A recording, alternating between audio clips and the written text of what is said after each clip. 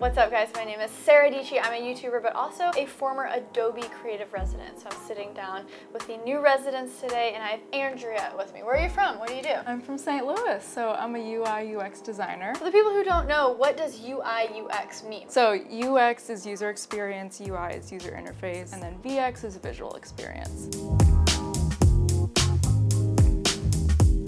In a lot of your work, something that stands out to me is simplicity. So how did you arrive to what your design style is? I think it's really getting to know what the design process is as far as like talking to users, what are the things that they want to focus on as far as hierarchy. When you look at a screen, what are the first things that the user needs to focus on in order to get through all of their tasks? Tell me about your residency project. What I want to do is create a series of designs based on how I can improve everyday life, focusing on little things that we can get out of the way so you can focus on other things in your life, so you can embrace life more deeply and spend it on, friends and family or in your hobbies. So on your website, the first thing that drew my eye was a statement that said, think more, design less. How can people kind of apply that maybe to their daily lives? I think that kind of goes back to like my focus on hierarchy. I think visuals are a super important part of UI UX design, but the first thing is you have to focus on the UX. What are the things you're really trying to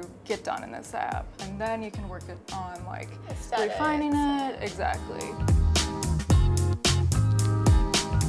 What is one goal that you have for the creative residency? You have 1 year to just create. The residency itself is half like working on your project, which I'm totally passionate about, automation. Half of it is like building your brand equity, like getting your name out there, talking to other UI and UX designers. So really just like talking to as many people as I can this year.